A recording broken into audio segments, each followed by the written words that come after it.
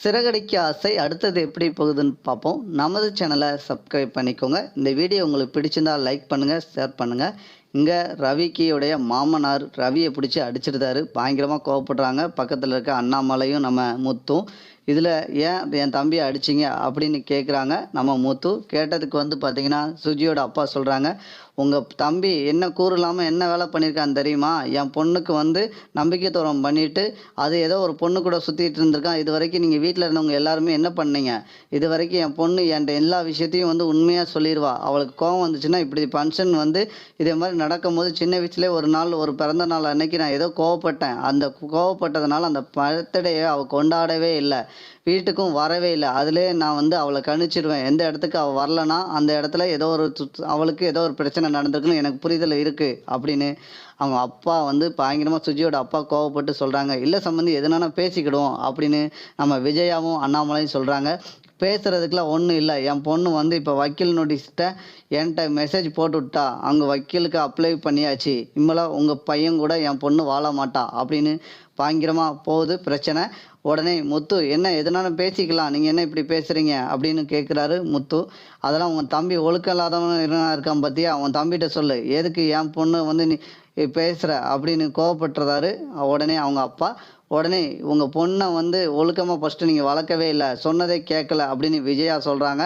இதை கேட்ட அவங்க சம்மந்தியாருக்கு பயங்கரமாக கோவம் வருது. என் பொண்ணை நான் ஒழுங்காக தான் வளர்த்துருக்கேன், உங்கள் பையன் தான் கூறு இல்லாமல் அங்கே ரெஸ்டாரண்ட்ஸில் அன்னைக்கு பார்த்தீங்கல்ல, அவன் அன்னைக்கு ஒரு இது பண்ணும்போது வெட்டிங் டே நம்ம எல்லோரும் பார்க்கும்போது ஃபங்க்ஷன் டைமிங்கில் அவங்க பண்ணும்போது பார்த்தீங்களா, அவன் லூட்டி எவ்வளோ பண்ணான்னு நானும் கண்ணால் பார்க்க தான் செஞ்சேன் அப்படின்னு அவங்க சம்மந்தியார் பேசணுன்னு விஜயாவுக்கு பயங்கரமாக கோவம் வருது.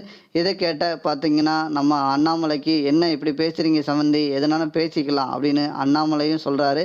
இம்மளை பேசுகிறதுக்கு ஒன்றுமே இல்லை, இம்மளை பொண்ணும் சேர்ந்து வாழ வாய்ப்பே கிடையாது, இதை இப்போ டைவர்ஸ் தான் பண்ண போகிறோம் அப்படின்னு அவள் மாமனார் சொல்கிறாங்க.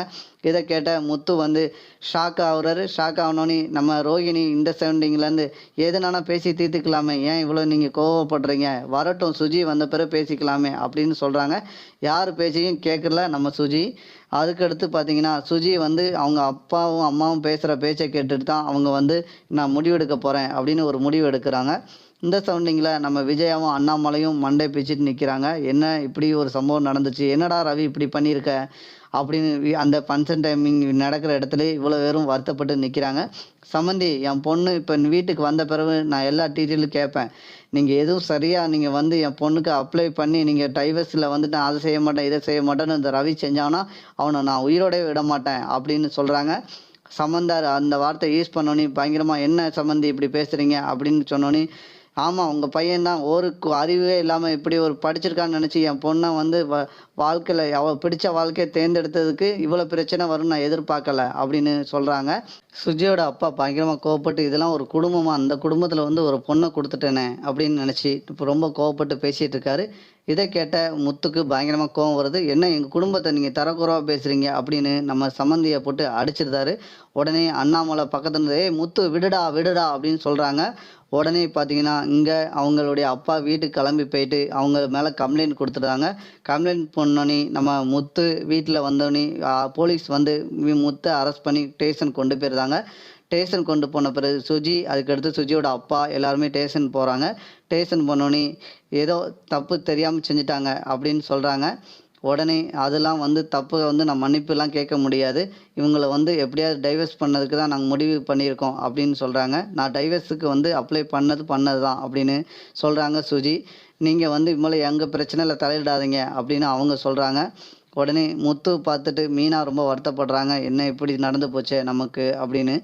இதை என்ன நடந்தாலும் சரி, நான் இவர் கூட சேர்ந்து வாழ மாட்டேன் அப்படின்னு சொல்கிறாங்க. உடனே ரவியை பார்த்துட்டு கேட்குறாங்க சம்மந்தி, ரவி நான் உங்கள் மேலே எவ்வளோ நம்பிக்கை வச்சுருந்தேன், நீங்கள் எல்லாத்தையும் இப்படி உடச்சிட்டிங்களே அப்படின்னு நினச்சி வருத்தப்படுறாங்க.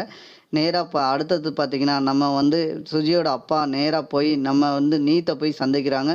என் பொண்ணுக்கு நீ நம்பிக்கை துரோகம் பண்ணியிருக்கிய, கொஞ்சமாக உனக்கு அறிவு இருக்கா அப்படி இப்படின்னு அவங்க வீட்டில் போய் சத்தம் போடுறாங்க. இல்லை நான் அப்படிலாம் ஒன்றும் நடக்கலை, யதார்த்தமாக நடந்துச்சு நான் அப்படின்னு சொல்கிறேங்க.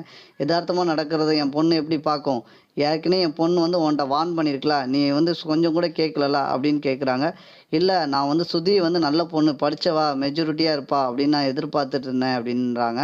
உடனே எதிர்பார்க்கறது எதில் இருக்குன்னு தெரிய வேண்டாமா, நீ கொஞ்சம் கூட அறிவு இல்லையா உனக்கு, அப்படி இப்படின்னு பேசுகிறாங்க. அதான் ஒழுக்கமாக வளர்ந்தா உனக்கு தெரியும், நீ ரெஸ்டாரண்ட்ஸை வச்சு நடத்துகிற, உனக்கு வந்து எல்லா பக்கமும் ஆள் பழக்கம் இருக்குது, அதே மாதிரி இவன் நல்லவனாக இருக்கிறதுனால இவனை வந்து நீ வளைச்சு போடலான்னு பிளான் போடுறியா அப்படின்னு அவங்க சம்மந்தியாரும் அவங்க 2 பேரும் பேசுனதை பார்த்துட்டு நீத்துக்கு பயங்கரமாக கோவப்படுறாங்க. கோவப்பட்டு நேராக ஸ்டேஷனில் போய் கம்ப்ளைண்ட் கொடுத்து எல்லாத்தையும் குடும்பத்தோடு இப்போ ஸ்டேஷனில் போய் நிற்கிறாங்க. அடுத்தடுத்த எபிசோடு இப்படி தான் நண்பர்களே போக போகுது. இந்த வீடியோ உங்களுக்கு பிடிச்சிருந்தா லைக் பண்ணுங்கள், ஷேர் பண்ணுங்கள்.